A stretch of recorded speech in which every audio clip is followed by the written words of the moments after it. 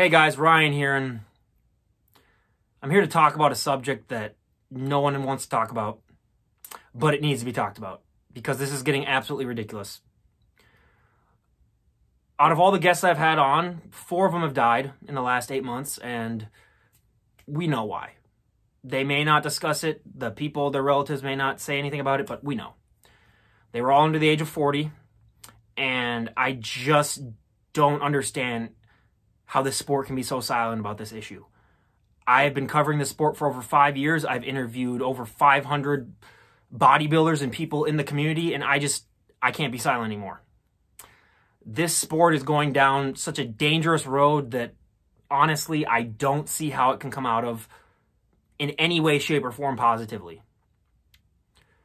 We have coaches that overprescribe people with so many drugs that I'm surprised that more aren't dead. Truly, I'm surprised that 30 or 40 of my guests that I have on aren't dead right now. It's shocking to me, and it just proves how freaky the human body can be that some of these people are still alive. And it's never talked about. We have coaches out there who I can't even name because God forbid they sue me, even though these people deserve to burn in hell. And we all know who I'm talking about, that have overprescribed their competitors to such an extreme that, I mean, it's malpractice at the biggest extent, but they're not even doctors, and most of them don't even know anything about the drugs that they're giving away anyways in the first place. And I'm just sick and tired of these people getting away with it, and people just saying, oh yeah, it's the competitor's choice. Well, yes, obviously it is the competitor's choice to take the drugs. But let's be honest, some of these people aren't of the most sound mind, especially when they're getting ready for a show, and I'm not excusing their behavior at all. This is definitely a two-way street. You have to be prescribed them by your trainer or your coach, and then you take them. But we got to talk about this, guys. And the physiques are just getting freakier and freakier, and more death is going to happen because no one has the guts to say anything about it. After a competitor dies, oh, we'll just hear, oh my God, yeah, she was great, blah, blah, blah, blah, blah. There won't be anything about the extreme drug uses that they're taking and how this sport has just gone berserk when it comes to drug usage. I mean, obviously, there was always drug usage. Always. And I'm not going to be the first person to deny it. I know that almost every guest that I've had on has taken something. And even the ones that claim that they're natural, I know that they're lying. The vast majority. There might be 1 or 2 that are actually natural. And I'm not calling anyone out by saying that, but I know. We have discussions after we're done recording where people talk about what they do. And it is shocking the amount that a lot of people do. And a lot of people just don't understand that. And I just don't know how I can keep supporting this with the path that this sport is going down, where so many more people are going to die. And it's just for something, a little trophy that you get on stage. Now, obviously, I'm not going to pretend to understand the psychology of a lot of these people that I have on. They're great people. They are fantastic at what they do, and clearly their dedication, their drive is one of the most inspiring things I've ever seen in my entire life. But we also need to have a talk about how these people are willing to sacrifice so much of themselves just for something that in the general public they say, you know what, this is just ridiculous. Why are you doing this? But I'm rambling here, obviously, because I'm a little upset still about just how this has been treated, but people need to speak up more about it. I don't want to be the one person on here doing this. And now I know that these other podcasts, and I know a lot of these competitors, you don't want to upset the coaches, you don't want to upset the people that you're competing against, the judges, you don't want to be, oh my God, I don't want to complain. Well, it's complacency at this point. We have Olympia winners that won't say anything. You won the Olympia a couple times. What are they going to do? Not award it to you? Oh, that's going to look really shady if they don't do that. People need to speak up more. I don't want to be the only one. I know this is a selfish sport, and I know a lot of people are selfish that do this sport. But this is just getting ridiculous, guys. This is a freak show now. It was not meant to be a freak show. This was something that was meant to better yourself, and a lot of people get into this lifestyle to better themselves. But obviously, they take things to an extreme, and they are on so many things that I just can't fathom, like I said, how they're still alive.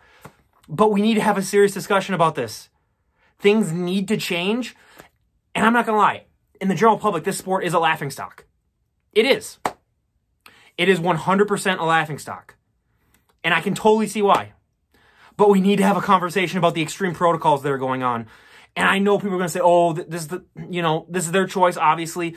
And this is just, it's a part of the sport. It doesn't have to be. You don't have to go looking like a dude. You have to go looking like John Batista on stage if you're a women's bodybuilder. You don't have to. Okay? the amount of stuff that goes on behind the scenes that if anyone knew about this sport, they would not be a fan of the sport. Things need to change. And we got to have a conversation about it. I could get way more into it. I could cancel myself. That's going to come at a later time if nothing really changes. And I know this won't do anything. This is just me ranting, saying we need to hold coaches accountable. We need to hold people accountable. We also need to hold the sport accountable. The judges should be making changes. I mean, guys, I don't really know what I'm doing. I'm spitballing here. I just pressed the record button, but this is just ridiculous. This is not even the sport that it was 5 years ago when I first started this, and it's gotten worse. And I don't know how it's going to get any better. This sport is going to be dead within 5 years, like I predicted so many times. And no one wants to speak up about it. I don't know what else to say.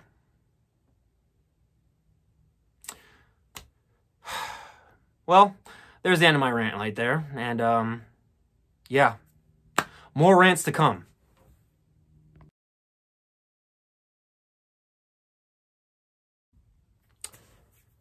Ryan Johnson here, and talking about another topic that we really need to discuss, and it's schmoes. And before I get into you schmoes, I do got to remind everyone that, yes, I do have hundreds of videos on my YouTube page of guest posing.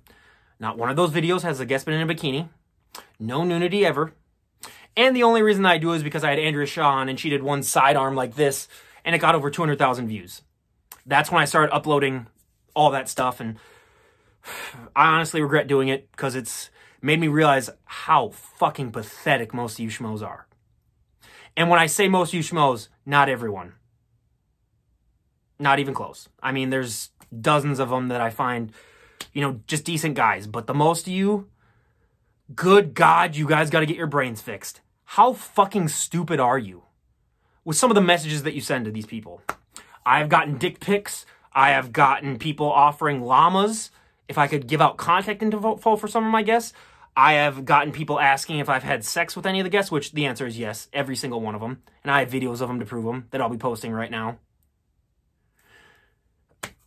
Where do you guys get off? Were you guys so neglected as kids, or maybe dropped on your head as babies, which I could see for the most, you know, vast majority of a lot of you, that you think that this is acceptable behavior? Do you honestly think that any of these guests actually like you? They don't. They laugh at you behind your back. I have messages, which I will never share, but I have so many messages of them just basically saying, God, these people are so pathetic, and they take advantage of you for your money. Let's be honest, they do. Because this is an expensive sport, and they need to find a way to supplement their income. And you guys do it. And again, I have no problem with that aspect of it. As long as it's a, you know, transaction between two willing parties, I'm fine with that. But they do not like you. And so many people that I have comment to me are like, oh, I'm so really good friends with all these, you know, competitors. No, you're not. I'll send them that message and they will laugh and say, yeah, that guy's an idiot. You need to get your brain checked, okay? Start associating with people that actually care about you. Don't waste so much time on people that literally could not care if you lived or died.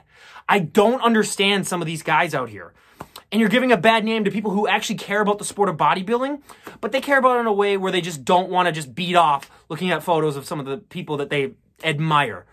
Me? Yeah, I appreciate someone who works out and puts a lot of dedication into it. I'm not going to do a session with anyone. The furthest you'll ever get from me is that I'll feel an arm for a fun thumbnail whenever I do an in-person guest. And that's just for a fun thumbnail. And because I know it's going to piss off all you schmoes thinking, oh my God, he can just do that and get away with it. I'm laughing. No, let's be honest. Deep down, I did those 2 thumbnails just to basically mess with you guys. And just say like, oh my God, it's so easy for someone like me who has a basic vocabulary and can have an actual conversation with a woman. Which again, if any of you guys need advice on how to actually have a basic conversation with a woman, you can hit me up. I mean, I'll offer a class for you. We can sort of, you know, exchange monetary things a little bit. I know you guys are really good at that. So, you know, just let me know. And I hate to come off on you guys so much, but you guys do deserve it. All of the shit that you have put me through these last 5.5 years, you guys deserve this plus much, much more, but I'm too nice of a guy to really lay it on you guys. But seriously, you guys need to reevaluate your lives. It is embarrassing. I'm embarrassed to be a part of, it's not even a community, but just the people that just appreciate female bodybuilding. I'm embarrassed to be a part of this. You guys set everyone back. It's gotten to a point where most of the guests that I message, they're just surprised that I'm a normal dude that can actually have a conversation with them. And that is how low this bar is because of you guys. You guys, I am almost at a loss for words right now. I don't know what more I can say about this. You guys got to be better. Before you send a message to any of these girls, I would say, ask yourself, is this something that I would send my mom or my sister? Now, knowing how some of you guys are probably, you know, just from some of your backgrounds, that might not work for you because you might be like, oh yeah, I'll send this to my mom and my sister. No, honestly, like genuinely ask that to yourself. And ask yourself, if I was in this lady's position, what would I think? Now, again, I'm going to give you guys 1% credit here because some of these women, we all know who they are, I'm not going to name names, they do sort of egg you on, and that is unfair. I will give you that. There are a handful of guests, and I will comment on it privately, but not on here, that yes, they do nag you on with all the stuff that they do. They accept ridiculous gifts without, you know, without being like, hey, this is too much.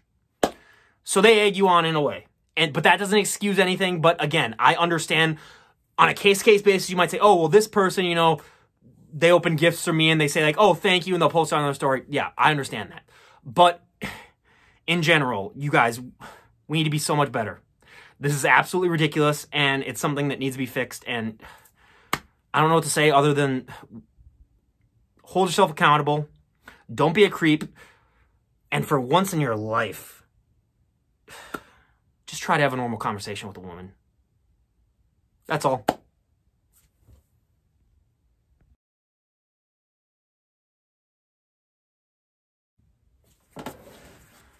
Lastly, we got to have a conversation that's going to be the most controversial, the one I post tonight. Feminization in bodybuilding. Now, again, I'm a man. I am not a woman, so... But this just needs to be talked about. I'm just going to say this right now. If you look like you could grow a beard that's bigger than this, you shouldn't be on the stage. If you look like Dog the Bounty Hunter in your off season, you should not be on the stage. If you have so much testosterone in you that your jawline is tighter than Sylvester Stallone's, you should not be on the stage. Have your own division where you can just do that. But this is women's bodybuilding.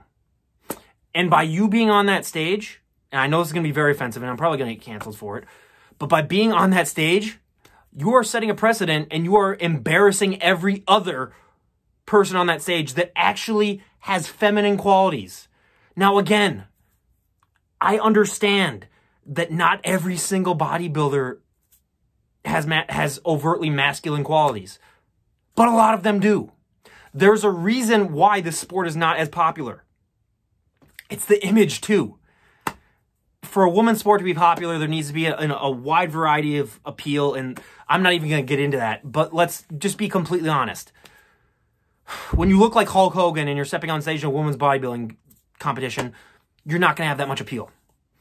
The bar is so low at this point from what I've been seeing on feminine qualities in bodybuilding that I am surprised that there are still fans of it at all. Now, I know that there's some people that just are into that. They're into women who have a lot of masculine qualities, and there's nothing wrong with that. Again, I have nothing wrong with that, except when it comes to representing female bodybuilding, because then you're just sending a wrong message.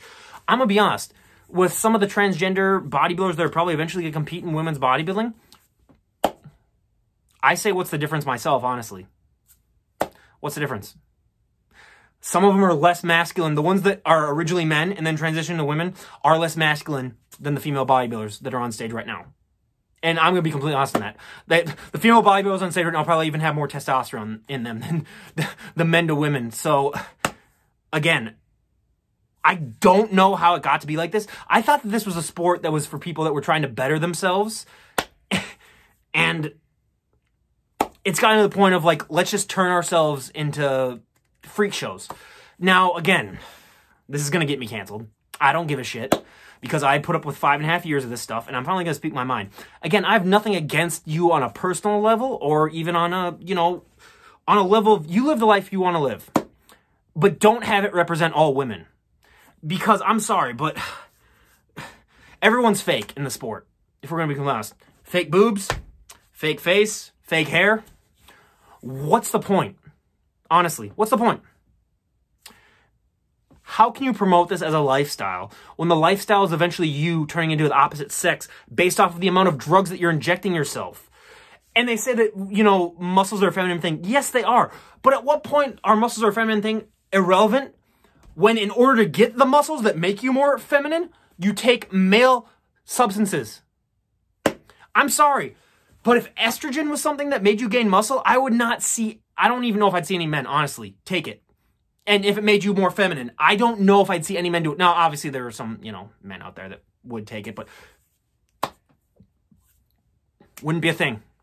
I don't know how to fix this because, I mean, I'm going to be called a bigot. I'm going to be called sexist automatically just from doing this, which I'm not. I just want to have a product out there that can be promoted more because this is a sport that should be promoted more. It should be healthier. You shouldn't be taking the amount of drugs that you take.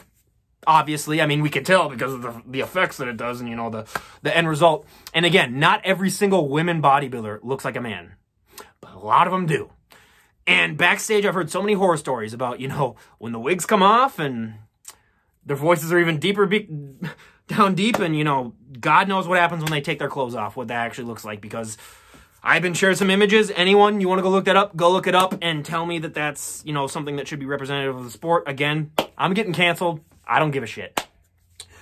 So what else are we going to talk about? Oh yeah, on top of the fact that this is just, it's not a feminine sport, so we shouldn't be calling it that. And again, I know that a lot of people will come to me and say, after I post this, they'll be like, well, it wasn't really that feminine to begin with. Bullshit. Rachel McClish wasn't feminine. Corey Everson wasn't feminine. Linda Murray wasn't feminine. No. I'm not even going to, you know, I'm not even going to name names, but we all know the ones that aren't. And we all know the ones that set this sport back so much by basically looking like they could look like Uncle Si from Duck Dynasty when they step on stage, masculine-wise. And you're just wondering, why are you doing this to yourself? And again, 99% of the people that do the mass amount of drugs, they don't even have the body to compete. I am so sick and tired. It makes me sad.